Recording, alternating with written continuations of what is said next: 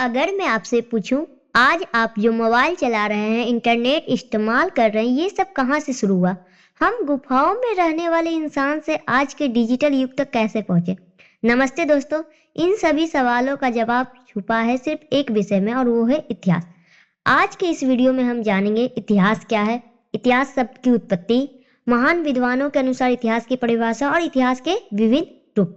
तो वीडियो को अंत तक जरूर देखिए क्योंकि यह टॉपिक क्लास 10 बोर्ड एग्जाम के लिए महत्वपूर्ण जरूरी है। सबसे पहले हम लोग जानते हैं इतिहास क्या है। इतिहास अतीत के बारे में बतलाता है। इतिहास क्या है? अतीत का अध्ययन। इसकी उत्पत्ति ग्रीक भाषा के हिस्टोरिया से हुई। जनक इतिहास के हैं हेरोडोटस, उनकी बुक है हिस्टोरिया। हेरोडोटस के अनुसार इतिहास अतीत में मानव के कार्यकलापों का विज्ञान है। हेरोडोटस ने इतिहास की क्या परिभाषा बताई है कि इतिहास अतीत में मानव के कार्यकलापों का विज्ञान है। मानव ने जितने कार्य अतीत में किए हैं उनके बारे में गहन अध्ययन किया जाए तो वही इतिहास है। सिंपल भाषा में हम लोग कह सकते हैं कि शुरू से आज तक पृथ्वी पर निवास करने वाले मनुष्यों ने जितनी उन्नति की है वह समस्त इतिहास के अंतर्गत आते हैं। अब हम लोग इसके बारे में डिटेल से पढ़ते हैं कि इतिहास क्या है। इतिहास वह विषय है जो हमें हमारे अतीत के बारे में बताता है और जिसका वर्तमान व भविष्य से गहरा संबंध है। इतिहास के माध्यम से हम जानते हैं हमारे पूर्वज कौन थे, उनका जीवन कैसा था और मानव ने गुफा युग से लेकर आज के आधुनिक इंटरनेट युग तक कैसे विकास किया। अतीत के अनुभव और उपलब्धियों के आधार पर ही समाज आगे बढ़ता है। इतिहास या हिस्ट्री शब्द ग्रीक भाषा के हिस्टोरिया से आया है, जिसका अर्थ होता है जानना या पूछताछ करना। हेरोडोटस ने हिस्टोरिया नामक पुस्तक लिखी, इसलिए उन्हें इतिहास का जनक कहा जाता है। उनका उद्देश्य अतीत की घटनाओं को रोचक ढंग से लिखना था ताकि आगे आने वाली पीढ़ियां उनसे सीख ले सके। भारत के प्राचीन ग्रंथों में भी इतिहास और इतिहास पुराण शब्द मिलते हैं। संस्कृत में इतिहास का अर्थ है निश्चय ही ऐसा हुआ। अब हम लोग जानते हैं कि विद्वानों के अनुसार इतिहास की क्या क्या परिभाषाएं हैं। हेनरी जॉनसन के अनुसार इतिहास उन घटनाओं का विवरण है जिनका अध्ययन किया गया है। इतिहास उन घटनाओं का विवरण है जिनका अध्ययन किया गया है। प्रोफेसर घाटे इतिहास को मानव के अतीत का वैज्ञानिक अध्ययन और प्रमाणों पर आधारित लेखा जोखा मानते हैं। आरजी कलिंगवुड के अनुसार इतिहास समाज में रहने वाले मनुष्य के कार्यों और उपलब्धियों की कहानी है। E.H. कार के अनुसार इतिहास इतिहासकारों और तथ्यों के बीच निरंतर प्रक्रिया है तथा अतीत और वर्तमान के बीच संवाद है। J.B. ब्यूरी ने इतिहास को विज्ञान कहा है। व्यूसी डाइट्स ने परमाणु के आधार पर वैज्ञानिक इतिहास लेखन की शुरुआत की है, जबकि लियोपोल्ड वॉन रॉके ने वस्तुनिष्ठ इतिहास लेखन पर जोर दिया। भारत में कलहन की राजतरंगिणी को प्रथम निष्पक्ष ऐतिहासिक कृति माना जाता है जिसमें कश्मीर का इतिहास वर्णित है। इतिहास के विभिन्न रूप। इतिहास मानव समाज के अतीत का अध्ययन है। यह समाज के अलग अलग पहलुओं को समझने और उनका विश्लेषण करने का प्रयास करता है, इसलिए इतिहास के कई रूप विकसित हुए हैं। पुनः जागरण के पश्चात ऐतिहासिक दस्तावेजों का आलोचनात्मक अध्ययन शुरू हुआ, जिससे इतिहास के विभिन्न रूप निकलकर सामने आए। इससे पहले प्राचीन काल से ही इतिहासकार धार्मिक और राजनीतिक घटनाओं पर विशेष बल देते रहते थे, परंतु 19वीं शताब्दी के उत्तरार्ध से उनके दृष्टिकोण में व्यापक परिवर्तन आया और उन्होंने सामाजिक, आर्थिक, सांस्कृतिक, बौद्धिक, वैश्विक, साम्राज्य एवं विश्व इतिहास पर ध्यान देना शुरू किया। इससे पहले जो इतिहासकार थे उन्होंने सिर्फ धर्म और राजनीति के आधार पर इतिहास की रचना की, लेकिन 19वीं शताब्दी के बाद उनके सोचने के नजरिया, देखने के नजरिया में परिवर्तन आया, जिसके बाद उन्होंने सामाजिक, आर्थिक, सांस्कृतिक, बौद्धिक, वैश्विक, साम्राज्य एवं विश्व इतिहास पर ध्यान देना शुरू किया।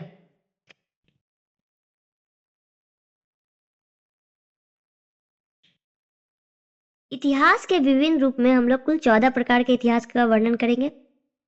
पहला है नवीन सामाजिक इतिहास, दूसरा खेल कूद का इतिहास, तीसरा भोजन एवं पकवान का इतिहास, चौथा निष्पादन कलाओं का इतिहास, पांचवा वस्त्र विन्यास का इतिहास, छठा परिवहन का इतिहास, सातवां दृश्य कलाओं का इतिहास, आठवां स्थापत्य कलाओं का इतिहास, नौवां क्षेत्रीय इतिहास, 10वां नगरीय इतिहास, 11वां सैन्य इतिहास, 12वां परिवहन का इतिहास, 13वां विज्ञान प्रौद्योगिकी और चिकित्सा का इतिहास, 14वां नारीवाद का इतिहास। इस प्रकार हम लोग को कुल 14 प्रकार के इतिहास का वर्णन इस सब्जेक्ट में करना है। तो सर्वप्रथम रील और फ्रैक्टन नामक जर्मन विद्वानों ने सामाजिक इतिहास की ओर ध्यान दिया। ट्रेवलियन ने सामाजिक इतिहास को लोकप्रिय बनाया। नवीन सामाजिक इतिहास में मानव जीवन के सभी पहलुओं पर जोर दिया गया है। उनके केंद्र में है सामान्य जनता, उनका जीवन, उनका अनुभव, उनके संघर्ष को दिखाया गया है। उन रोजमर्रा के काम और पेशा, परिवार, परंपराएं, रिश्ते, सोच और मानसिकता, इन सभी पर नवीन सामाजिक इतिहास में जोर दिया गया है। एक एक करके हम लोग सभी इतिहास के बारे में जानते हैं। सबसे पहला है नवीन सामाजिक इतिहास। नवीन सामाजिक इतिहास का अर्थ है ऐसे संपूर्ण इतिहास से है जो मानव जीवन के सभी पहलुओं को शामिल करता है। यह इतिहास को केवल राजाओं, महान व्यक्तियों, युद्धों या आंदोलनों तक सीमित नहीं रखता, बल्कि सामान्य जनता के जीवन, अनुभवों और संघर्ष को भी केंद्र में रखता है। इसका उद्देश्य रोजमर्रा के जीवन जैसे काम, परिवार, परंपराएं, रिश्ते और सोच का इतिहास लिखना है। यह पद्धति समाज की मानसिकता, संस्कृति, वर्ग संबंध, शोषण, प्रभुत्व और विरोध को समझने के लिए अन्य सामाजिक विज्ञानों की सहायता लेती है। 19वीं शताब्दी में ब्रिटिश इतिहासकार जी.एम. ट्रेवियन ने सामाजिक इतिहास को लोकप्रिय बनाया और कहा कि सामाजिक इतिहास के बिना आर्थिक इतिहास अधूरा और राजनीतिक इतिहास समझ के बाहर है। 1960 से 70 के दशकों में युवा इतिहासकारों ने इस परंपरा को नई दिशा दी।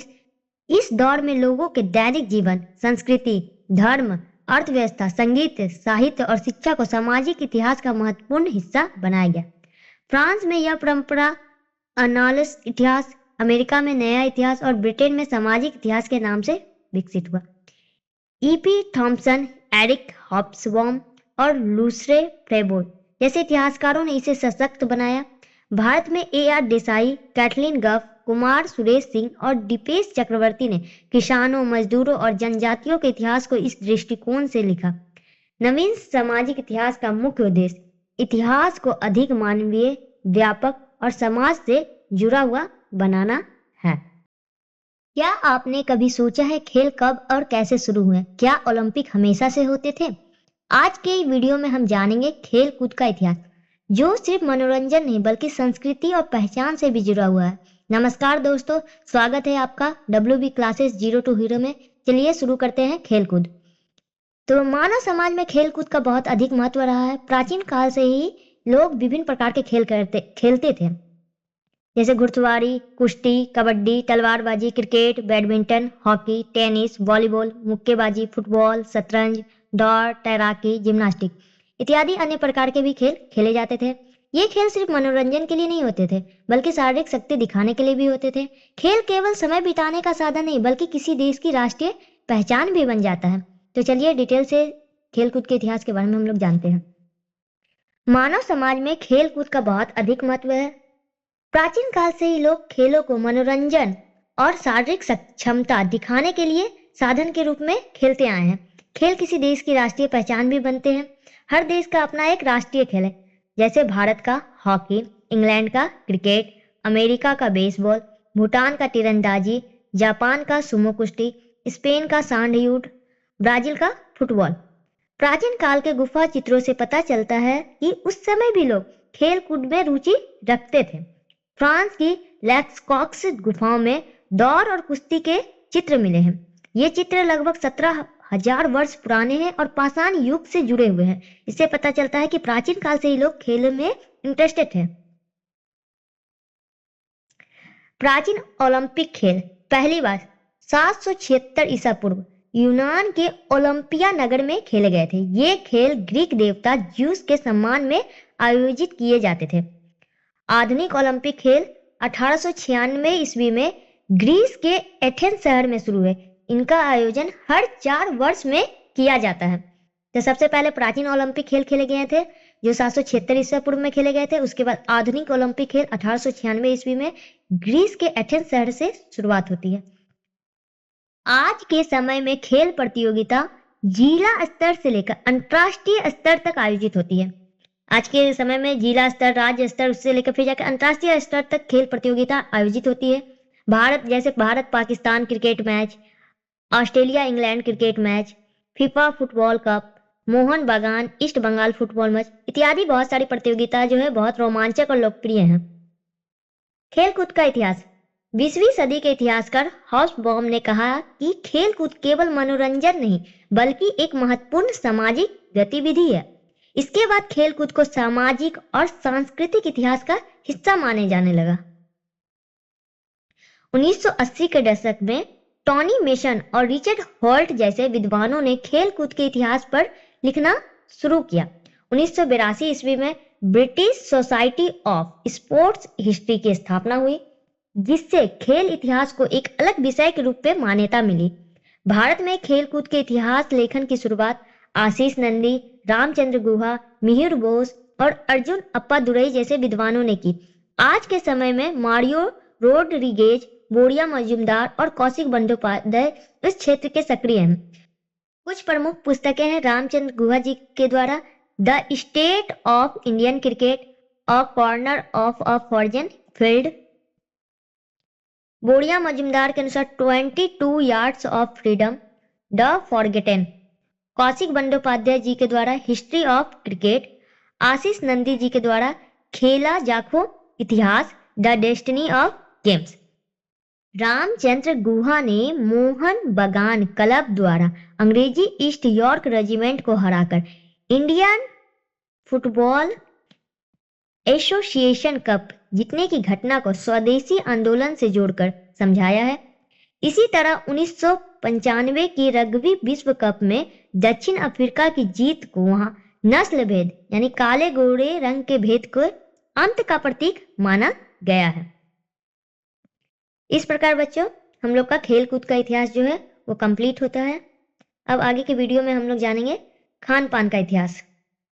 भोजन मानव की 3 सबसे जरूरी आवश्यकताओं में से एक है। आज हम लोग जानेंगे कैसे मानव जब जंगल में रहता था, जब आदि मानव था, तो वो लोग कैसे पहले पेड़ पौधे के फल एवं कंदमूल खाते थे, उसके बाद आग का आविष्कार हुआ, उसके बाद कृषि और पशुपालन हुआ, उससे भोजन अनाज उत्पन्न हुआ, अनाज के द्वारा फिर भोजन। तो आज के इस वीडियो में हम लोग भोजन एवं पकवान का पूरा इतिहास जानेंगे। चलिए डिटेल से पढ़ते हैं इसके बारे में। भोजन एवं पकवान का इतिहास। भोजन मनुष्य की 3 सबसे जरूरी आवश्यकताओं में से एक है। आज के समय में इतिहासकार केवल युद्ध और राजाओं का ही नहीं बल्कि लोगों के खान पान एवं पकवानों के इतिहास का भी अध्ययन कर रहे हैं। इस विषय पर काम करने वाली संस्था the international association of culinary professional आज भी सक्रिय है। लोग क्या खाते हैं इस पर जलवायु और भौगोलिक स्थिति का गहरा प्रभाव पड़ता है। जैसे ठंडी पहाड़ी क्षेत्रों में मोमो और चाउमीन, समुद्री तटीय इलाकों में मछली, भात और नारियल, गंगा के मैदानी क्षेत्रों में अधिकतर शाकाहारी भोजन, पठारी क्षेत्रों में मांसाहारी भोजन ज्यादा मिलता है। लेकिन आज वैश्वीकरण के कारण भोजन किसी एक क्षेत्र तक सीमित नहीं रहा। अब गांव और शहरों दोनों जगह विदेशी और अंतर महाद्वीपीय पकवान आसानी से मिल जाते हैं। आज कहीं भी कोई भी पकवान हम लोग को भोजन चाहिए तो आसानी से उपलब्ध हो जाते हैं। भारतीय भोजन का इतिहास 5000 साल से भी अधिक पुराना है। नवपाषाण काल में आग की खोज से भोजन पकाने की शुरुआत हुई, जिससे भोजन की शैली में बड़ा बदलाव आया।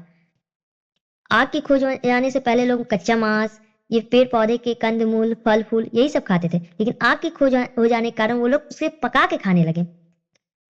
समय समय पर भारत पर हुए बाहरी आक्रमणों और संस्कृतियों के संपर्क से भी भारतीय खान पान में कई नए परिवर्तन आए।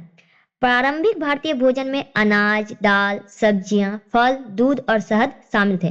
कुछ क्षेत्रों में मछली, अंडा और मांस भी खाए जाते थे। हिंदू, बौद्ध और जैन धर्म के अनुयायी आज भी सादा और शाकाहारी भोजन पसंद करते हैं। मध्यकाल में जब तुर्क, अफगान और मुगल भारत आए तो वे अपने साथ नए पकवान भी लाए। इसी समय चाय, केसर, बिरयानी, पुलाव और फालूदा जैसे व्यंजन लोकप्रिय हुए।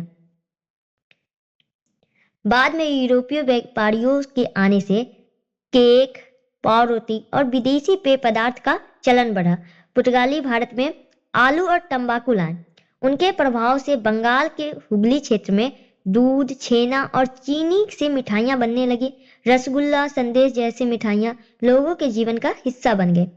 शोधकर्ता हरिपद भौमिक के अनुसार रसगुल्ला उड़ीसा की नहीं बल्कि बंगाल की देन है। नदिया जिले के फुलिया के हराधन मोइरा को इसका रचयिता माना जाता है। बाग बाजार के नवीन चंद्र दास ने स्पंज रसगुल्ला बनाया और उन्हें रसगुल्ला का जनक कहा जाता है। बंगाल के साहित्य चड़ियापद और कवि मुकुंद राम की रचनाओं में भी उस समय के व्यंजनों का वर्णन मिलता है। भारतीय भोजन के इतिहास पर लिखी गई कुछ प्रमुख पुस्तकें हैं, जैसे केटी आचार्य की है Indian food a historical companion, a historical dictionary of Indian food. PAT Chapman की है इंडियन फूड एंड कुकिंग। इस प्रकार हम लोगों ने जाना कि भोजन और पकवान किस तरीके से भारत में आए, लोगों के बाहरी आक्रमण के द्वारा, बाहरी विदेशी आक्रमण के द्वारा यहाँ के फूड जो भोजन है उसमें तरह तरह के परिवर्तन आए, जिससे तरह तरह के नए नए पकवान बनाए गए। इस तरीके से हम लोगों ने आज भोजन के इतिहास के बारे में जाना। हमारे साथ आगे बने रहने के लिए हमारे वीडियो को लाइक, शेयर और सब्सक्राइब करें। Thank you. क्या आप जानते हैं कला सिर्फ मनोरंजन नहीं बल्कि हमारे शरीर की भंगिमाओं, आवाज के उतार चढ़ाव और अभिनय के जरिए दिल की बात कहने का एक जरिया है। चाहे वह पंजाब का जोशीला भांगड़ा हो या सत्यजीत राय का विश्व स्तरीय सिनेमा, भारत की निष्पादन कलाएं हमारी संस्कृति की असली पहचान है। आज के हम लोग इस वीडियो में जानेंगे निष्पादन कलाओं का इतिहास। तो स्वागत है दोस्तों आपका हमारे चैनल WV क्लासेस 02 हीरो में। निष्पादन कलाओं का इतिहास, हिस्ट्री ऑफ परफॉर्मिंग आर्ट्स।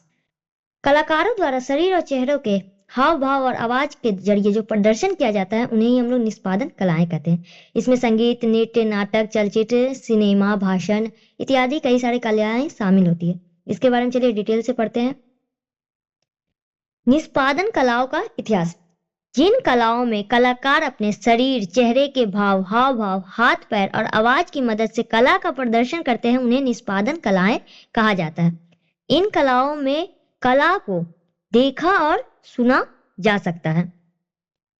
निष्पादन कलाओं के उदाहरण संगीत, नृत्य, नाटक, चलचित्र, जादू, सर्कस, भाषण इत्यादि जो है निष्पादन कलाओं के एग्जाम्पल है। संगीत, म्यूजिक। संगीत भारतीय संस्कृति का अत्यंत महत्वपूर्ण और प्राचीन अंग है। भारत में संगीत की परंपरा बहुत पुरानी मानी जाती है। संगीत के प्राचीन प्रमाण। भारतीय संगीत का सबसे पुराना प्रमाण वैदिक साहित्य सामवेद में मिलता है। सामवेद को भारतीय संगीत का जनक कहा जाता है। सामवेद की ऋचाओं को सामगान या सामगीत कहा जाता है। ये सामगान आज भी कुछ वैदिक यज्ञों और बलिदानों में गाए जाते हैं। यह भारतीय भजन और शास्त्रीय संगीत का सबसे प्राचीन रूप माना जाता है। नाट्य शास्त्र और संगीत। भरत मुनि ने नाट्य शास्त्र नामक ग्रंथ की रचना की। इस ग्रंथ में उन्होंने वाद्य यंत्रों की 5 श्रेणियों का वर्णन किया है। नाट्य शास्त्र ने भारतीय संगीत, नृत्य और नाटक तीनों को प्रभावित किया है। भारतीय शास्त्रीय संगीत। सामवेद और अन्य हिंदू ग्रंथों ने भारत की शास्त्रीय संगीत परंपरा को विकसित किया है। वर्तमान भारत में शास्त्रीय संगीत की 2 प्रमुख शैलियां हैं प्रचलित है। पहला है हिंदुस्तानी संगीत उत्तर भारत का, दूसरा है कर्नाटक संगीत दक्षिण भारत का। भारत के अलग अलग क्षेत्रों में संगीत के अनेक घराने पाए जाते हैं जो अपनी विशेष शैलियां और परंपराओं के लिए प्रसिद्ध है। बंगाल में संगीत परंपरा। जयदेव वैष्णव की प्रसिद्ध कृति गीत गोविंद के प्रभाव से बंगाल में संगीत की परंपरा का विकास हुआ। 19वीं सदी में बंगाल में पंचाली गान नामक बंगाली गाथा गीत बहुत लोकप्रिय हुए। पंचाली गान एक प्रकार का कथात्मक गीत था जिसमें कहानी को गीत के रूप में प्रस्तुत किया जाता था। संगीत का सामाजिक महत्व। इतिहासकार लक्ष्मी सुब्रमण्यम ने अपने लेखन में बताया कि संगीत केवल मनोरंजन नहीं है बल्कि यह समाज के विकास से भी जुड़ा हुआ है। चार्ल्स रसेल डे ने अपनी पुस्तक the music and musical instrument of southern Indian and the Deccan में दक्षिण भारत और दक्कन क्षेत्र के संगीत तथा वाद्य यंत्रों के इतिहास का वर्णन किया है। नृत्य की परिभाषा। नृत्य का अर्थ है संगीत के अनुसार अपने हाथों, चेहरे और पैरों को एक विशिष्ट तरीके से घुमाना। हाथ पैर की इन गतियों के पीछे एक विशेष संदेश या भाव छिपा होता है। प्राचीन ग्रंथ और ऐतिहासिक स्रोत। भारतीय शास्त्रीय नृत्य की नींव इन ग्रंथों पर आधारित है। पहला है नाट्य शास्त्र। नाट्य शास्त्र में नृत्य और कला का प्राचीन आधार है। अभिनय दर्पण शास्त्रीय नृत्य के लिए एक महत्वपूर्ण संस्कृत ग्रंथ है। संगीत रत्नाकर का सारंग देव द्वारा रचित यह पुस्तक भारत में नृत्य के विकास पर विस्तार से प्रकाश डालती है।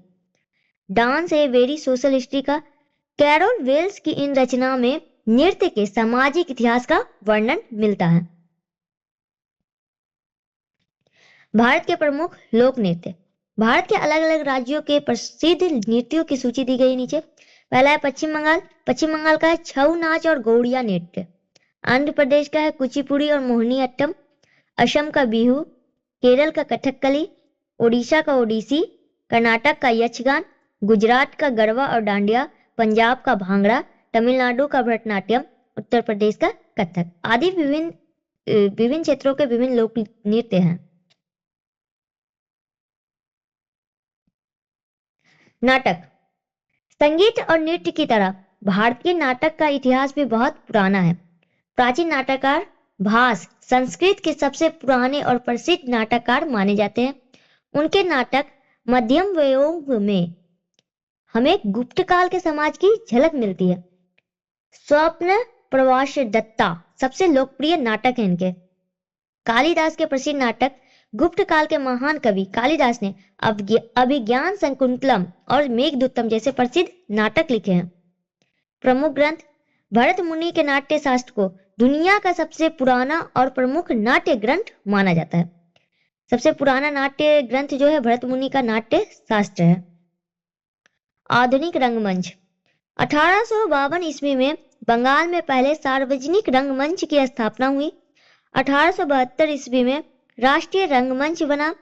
गिरीश चंद्र घोष के नेतृत्व में आनंदे रहो और गृह लक्ष्मी जैसे नाटक बहुत प्रसिद्ध हुए। सिनेमा। सिनेमा को आधुनिक युग में मनोरंजन का सबसे ताकतवर जरिया माना गया है, जिसने समाज में क्रांतिकारी बदलाव लाए। शुरुआत। भारत में सिनेमा का चलन 20वीं सदी में शुरू हुआ। पहली फिल्म दादा साहेब फाल्के द्वारा निर्देशित राजा हरिश्चंद्र 1913 ईस्वी में पहली फिल्म है। पहली बोलती फिल्म अदरसीर ईरानी की आलम आरा 1931 ईस्वी में है। पहली रंगीन फिल्म किसान कन्या 1937 ईस्वी में। अब बॉलीवुड और टॉलीवुड। मुंबई को केंद्र बनाकर जो फिल्म उद्योग विकसित हुए हैं उसे बॉलीवुड कहा गया। कोलकाता के टॉलीगंज में स्थित बांग्ला फिल्म उद्योग को टॉलीवुड के नाम से जाना गया। महान निर्देशक सत्यजीत राय, मृणाल सेन और ऋत्विक घटक जैसे दिग्गजों ने बांग्ला सिनेमा को पूरी दुनिया में पहचान दिलाई। इस प्रकार दोस्तों हमने आज जाना निष्पादन कलाओं का इतिहास। क्या आप जानते हैं मानव जो आज वस्त्र पहनता है उसकी शुरुआत कैसे हुई? आज के हम लोग इस वीडियो में जानेंगे वस्त्र विन्यास का इतिहास। स्वागत है दोस्तों आपका WB क्लासेस 02 हीरो में। यह क्लास कक्षा 10 के विद्यार्थियों के लिए महत्वपूर्ण है। तो वस्त्र का इतिहास उतना ही पुराना जितना आज मानव। वस्त्र के इतिहास की शुरुआत होती है आदि मानव युग में, जब मनुष्य जंगल में रहता था, नग्न अवस्था में रहता। उसके बाद उसने पेड़ के पत्ते एवं छाल को पहनना शुरू किया। उसके बाद उन्होंने जानवरों की खाल को सिलकर पहनना शुरू किया। उसके बाद कृषि का विकास हुआ। कृषि के विकास होने से कपास, कपास से बुनाई हुई, बुनाई से कपड़े, और कपड़े के बाद आज जो सभ्य मानव अनेक रंग बिरंगे कपड़े पहनने लगे हैं, जिसके बारे में आज हम लोग डिटेल्स में जानते हैं। वस्त्र विन्यास का इतिहास। नवपाषाण काल में मनुष्य ने वस्त्र बनाना सीख लिया था। मनुष्य ने वस्त्र बनाना कब से सीखा? नवपाषाण काल से। शुरू में लोगों ने पेड़ की पत्तियां, छाल और जानवरों की खाल से शरीर ढकते थे। बाद में कटाई और बुनाई का विकास हुआ और चरखे व करधा बनाए गए। ऊन, सन, कपास और रेशम से कपड़े बनाए जाने लगे तथा उन्हें रंगा भी जाता था। विभिन्न सभ्यताओं में पुरुषों और स्त्रियों के वस्त्र अलग अलग थे। मिस्र और सुमेर सभ्यता में लोग ढीले वस्त्र पहनते थे। सिंधु घाटी सभ्यता में लोग अलग अलग प्रकार के वस्त्र पहनते थे। वस्त्र 3 प्रकार के माने जाते थे: अधोवस्त्र, अधिवास और पोशाक। पुरुष पगड़ी और शाल भी धारण करते थे। आधुनिक काल में औद्योगिक प्रगति के कारण वस्त्र विन्यास में बड़ा परिवर्तन आया। वस्त्रों पर जलवायु, भौगोलिक स्थिति, लोगों की पसंद, सामाजिक आर्थिक स्थिति तथा धार्मिक और सांस्कृतिक परंपराओं का प्रभाव पड़ता है। आज फैशन के कारण एक देश के वस्त्र दुनिया के कई देशों में पहने जाते हैं। आज के इस युग में वस्त्र के कई प्रकार उत्पन्न हो गए हैं, जिसके कारण लोग फैशन डिजाइन के नाम पे अलग अलग प्रकार के वस्त्र पहने जा रहे हैं। पूरे भारतवर्ष से लेकर पूरे देश विदेश सभी जगह पे वस्त्रों का जो चलन है अलग अलग है। वहाँ की संस्कृति, वहाँ की वेशभूषा, वहाँ का पहनावा, उसके आधार पर जो है वस्त्रों का चलन आज विभिन्न विभिन्न देशों में विभिन्न विभिन्न प्रकार के हो चुके हैं। तो थैंक यू बच्चों। क्या आपने कभी सोचा है आज जो हम ट्रेन, बस और हवाई जहाज देखते हैं, इसकी शुरुआत कहाँ से हुई? अगर पहिए ना होते तो क्या हम यहाँ तक पहुंच पाते? चलिए आज जानते हैं परिवहन की वो रोमांचक कहानी जिसने पूरी दुनिया को एक साथ जोड़ दिया है। स्वागत है दोस्तों आपका हमारे चैनल WB क्लासेस 02 हीरो में। यह क्लास 10 के विद्यार्थियों के लिए बहुत ही महत्वपूर्ण है। तो परिवहन का अर्थ होता है एक स्थान से दूसरे स्थान तक जाना या ले जाना। परिवहन के लिए कुछ साधन, पहले मानव जब आदि मानव युग में था तो पहले पैदल चलता था। उसके बाद धीरे धीरे पालतू पशुओं को के द्वारा यातायात करने लगा। उसके बाद फिर जाके पहिए का आविष्कार हुआ, जिससे बैलगाड़ी, घोड़ा गाड़ी, इस तरीके से वो लोग यातायात करने लगे। उसके बाद फिर जाके जल, थल, वायु, जो आज का मानव है, इसके द्वारा जहाज, नाव, साइकिल, बस, कार, रेलगाड़ी, हवाई जहाज, इसके माध्यम से परिवहन करने लगा। तो इसके बारे में हम लोग डिटेल में जानते हैं परिवहन का इतिहास क्या है। परिवहन का इतिहास। परिवहन का अर्थ है व्यक्तियों और वस्तुओं को एक स्थान से दूसरे स्थान तक ले जाना। यह किसी भी देश की प्रगति की जीवन रेखा कहलाती है। प्राचीन काल में सबसे पहले मानव पैदल यात्रा करता था। आदि मानव भोजन और आश्रय की तलाश में पैदल यात्रा करता था। उसके बाद पशुओं का उपयोग करने लगा। लगभग 3500 ईसा पूर्व के आसपास मनुष्य ने गधों, घोड़ों और ऊंटों को पालतू बनाकर बोझा ढोने के लिए उपयोग शुरू किया। पहिए का आविष्कार। नवपाषाण काल में पहिए का आविष्कार हुआ, जिसने परिवहन की दुनिया बदल दी। इससे बैलगाड़ी, घोड़ा गाड़ी और रथों का निर्माण संभव हुआ। जल परिवहन। सिंधु घाटी सभ्यता के समय से ही भारत में व्यापार के लिए नावों का उपयोग होता रहा है। मध्यकाल में पाल वाले जहाज ने लंबी समुद्री यात्राओं और अंतर्राष्ट्रीय व्यापार को जन्म दिया। नाव और जहाज के आविष्कार होने के कारण एक देश से व्यापार है दूसरे देश में भी होने लगा, जिससे अंतर्राष्ट्रीय व्यापार को बढ़ावा मिला। उसके बाद औद्योगिक क्रांति और भाप युग 18वीं से 19वीं सदी। यह परिवहन के इतिहास का सबसे बड़ा मोड़ था। भाप इंजन का आविष्कार। जेम्स वॉट ने भाप के इंजन का आविष्कार किया, जिससे रेलवे की शुरुआत हुई। रेल परिवहन। 1814 में जॉर्ज स्टीफेंस ने पहला भाप से चलने वाला रेल इंजन बनाया। भारत में 16 अप्रैल 1853 ईस्वी को पहली रेल बनी, जो मुंबई से ठाणे के बीच लगभग 34 किलोमीटर की दूरी तय की। आधुनिक युग। सड़क, जल और वायु। सड़क के द्वारा पेट्रोल, डीजल इंजन के आने से कार, बस और ट्रक आए, जिससे गांव शहर जुड़ गए। जल। अब बड़े डीजल जहाज समुद्र के रास्ते अंतर्राष्ट्रीय व्यापार करते हैं। वायु। 1903 ईस्वी में राइट ब्रदर्स ने पहला हवाई जहाज उड़ाया। आज जेट विमानों से घंटों में हजारों किलोमीटर की दूरी तय होते हैं। अंतरिक्ष परिवहन। रॉकेट और उपग्रहों के जरिए इंसान अंतरिक्ष में पहुंच गया है। भारत के लिए गर्व की बात है, 23 अगस्त 2023 को चंद्रयान 3 ने चंद्रमा के 10वीं ध्रुव पर लैंडिंग की। यह भारत के लिए सबसे बड़ा गर्व की बात है। आज के इस वीडियो में हमने जाना कि कैसे जो मानव आदि मानव युग से असभ्य मानव तक पैदल चलने से लेकर चंद्रमा तक पहुंचने का सफर तय कर चुका है। तो इसलिए परिवहन जो है किसी भी देश की जीवन रेखा। परिवहन एक देश को दूसरे देश से जोड़ के रखता है। हर जगह के मानव को, उनके कल्चर को बांटने का कार्य करता है। अगर आपको ये वीडियो अच्छी लगी हो तो हमारे साथ बने रहने के लिए हमारे चैनल को लाइक, शेयर और सब्सक्राइब करें। थैंक यू दोस्तों। क्या आपने कभी सोचा है कि इंसान ने बोलने से पहले अपनी बात कैसे कही होगी? जब शब्द नहीं थे तब भावनाएं थी, और उन भावनाओं को दीवारों पर बने चित्रों, रंगों और बाद में कैमरे की रोशनी ने जीवित रखा।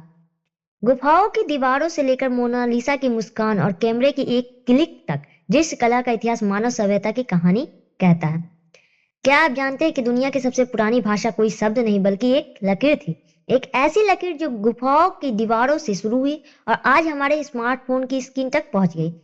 आइए शब्दों से पढ़े उस दुनिया को देखें जिसे हम कला का नाम दिए हैं। तो दृश्य कला में दृश्य मतलब देखना। जब इंसान बोलना नहीं जानता था, जब मानव सभ्य नहीं था, तो बोलने से पहले वो अपने भावनाओं को चित्रों के माध्यम से बतलाता था। तो आज की इस वीडियो में हम लोग जानेंगे दृश्य कला का इतिहास। स्वागत है दोस्तों आपका हमारे चैनल WB क्लासेस 02 हीरो में। यह क्लास कक्षा 10 के विद्यार्थियों के लिए महत्वपूर्ण है। दृश्य कला का इतिहास। दृश्य कला वह कला है जिसे देखा जा सकता था। इसमें चित्रकला, मूर्तिकला, वास्तुकला, फोटोग्राफी आदि शामिल है।